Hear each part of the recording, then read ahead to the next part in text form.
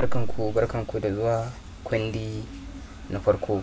A cikinsa ne za mu yi magana akan yadda ake zana bangon sama da bangon ƙasa, wato resistance and support da turanci kenan. Daga nan gefe kuna ganin yadda na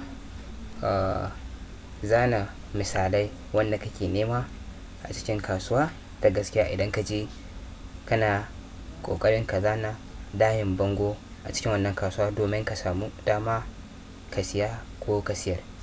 So misali na farko shine kamar da kake gani a nan, shine kasance misali na da nake nema wajen zanawa, kuma na kan amfani da yadda daidai wajen nan ya taɓa da kuma yadda shi ma na haka ya taɓa. Shi ma haka wannan yadda aka ɗan samu ɗan gab daga nan sama, shi ma haka ne yadda aka samu gab daga nan ƙasa. Sai shi ma misali na uku yadda wannan ya shiga, wato ya haye bangon sannan ya sake dawo ciki, sai shi kuma daga nan ya taɓa ya koma. So duk lokacin da ka shiga kasuwa yana da kyau ka lura da irin wannan abu ko wannan misalai guda uku da nake da su a nan gefe. Yanzu bari in baku misali daga cikin yadda kake so ka gani a misali na farko ya kasance. Yanzu a ce kasuwar ta zo, in ka ja layinka,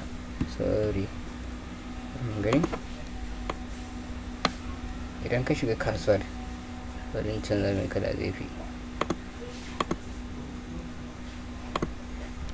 Idan ka shiga kasuwar kana so ta kasance kamar haka, in ka ja layinka, to a kowane lokaci kana so ga ya zo ya kasance mu ce haka, ko ya haka, ko ya sauka sannan ya dawo ya sauka.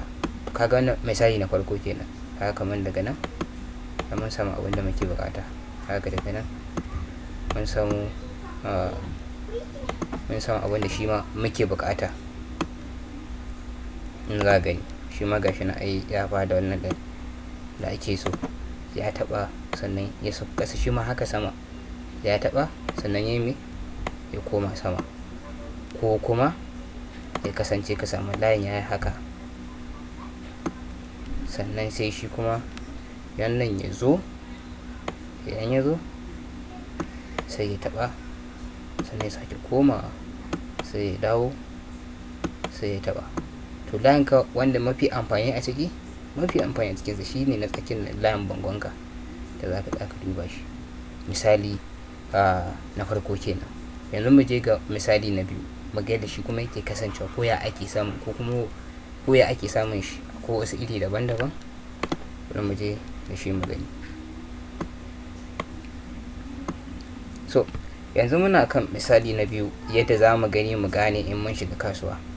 Misali na biyu yana nunawa, bari mu zana su, sukan zo kala biyu a yadda zan ce. Za ka yi ka samu ya haka, ce mun sa ɗaya, sannan wannan ya zo ya ba da wannan ɗan tsallen nan da a sama, wato tsallen nake magana shi ne kamar haka, daidai nan. Sannan sai na biyu ka samu ya haka ya taɓa sannan ya koma. A ga da wannan ɗaya kasance, ko kuma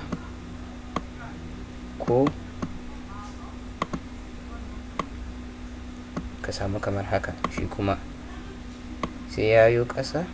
Bari muna jan layin bangon mu ne yanzu, sannan sai mu sa. Ka ga shi yanzu an samu ɗan tsallen ta ƙasa, amma kuma ya taɓa shi ta sama. Wannan kenan za mu kiran shi mu ce wannan na ɗaya, wannan kuma mu ce masa na biyu, na wannan kenan.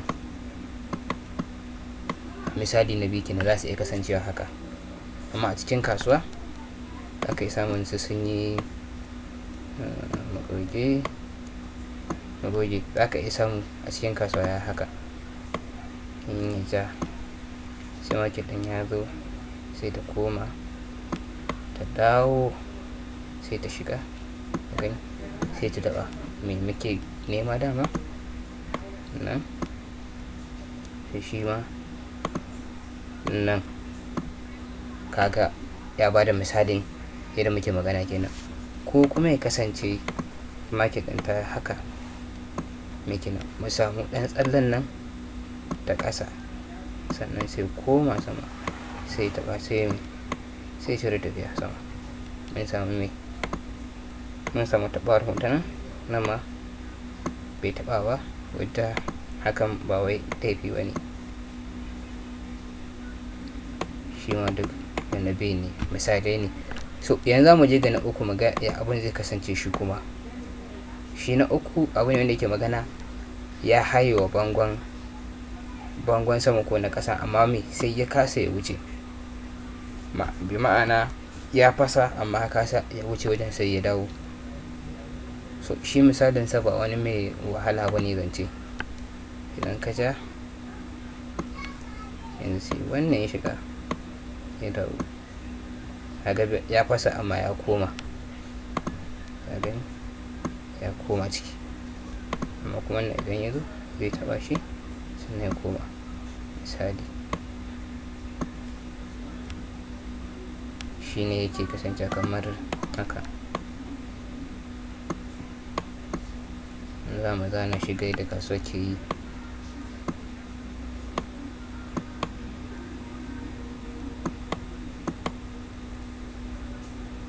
Zai mai taɓa sannan ya tafi. So nan dai shi ne yadda ake zana layin bangon ƙasa da na sama. Ina fatan kun fahimci me muke magana a kai. A gaba in ma'anan ba gane ba, a gaba za a gane inda za mu yi amfani da shi. Ma'asalam, bisalam, sai mu haɗa a kashi na biyu.